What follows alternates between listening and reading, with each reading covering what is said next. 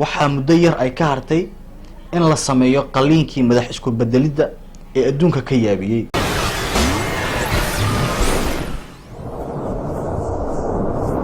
Asalaamu calaykum nabad daawade, waxaan ahay Mustafa Cabdullaahi Maxamed. halkaad iga daawanaysaana waa Dhohal Official. maanta waxaan idiin wadnaa dhacdo ka duwan dhacdooyinkii aan horey idinkugu soo bandhigi jirnay, misna ka xiiso badan. dhacdadan waxay ku saabsan tahay waxaa muddo yar ay ka hartay in la sameeyo qaliinkii madax isku bedelidda ee adduunka ka yaabiyey. qaliinkaas waxa uu dhici doonaa sanadka fooda inagu soo haya. qaliinkan waxaa sameynaya dhakhtar Talyaaniga oo lagu magacaabo Sergio Canavero.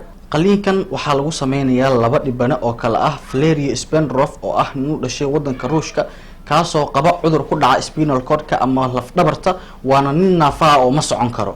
waxaa looga bedelayaa madaxa nin uu ku dhacay cudurka la yiraahdo died nervous system oo maskaxdiisu ay shaqeyn bataatanba maskaxdiisu ma shaqeyso. ninkan waxaa xusid mudan in qaliinkan ay ka qayb qaadanayaan ku dhawaad 150 dhakhtar iyo kalkaaliyaashooda.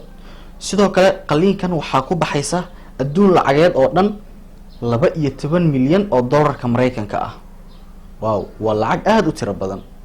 sidoo kale qaliinkan waxa uu socon doonaa ku dhawaad 36 saacadood, waa maalin iyo gelin dabcan. haddaba daawade, arintanu siday kula tahay? dabcan dad badan bay ka fajacisay, adduunka oo dhan la yaaban. qaliinkan waa la wada sugayaa, bal fikirkaaga waxaan ku akhrisan doonaa qaybta hoose ee commentiga.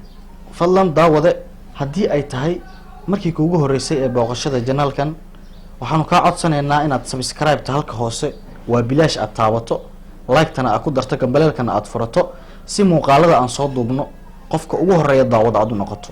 mahadsanidin.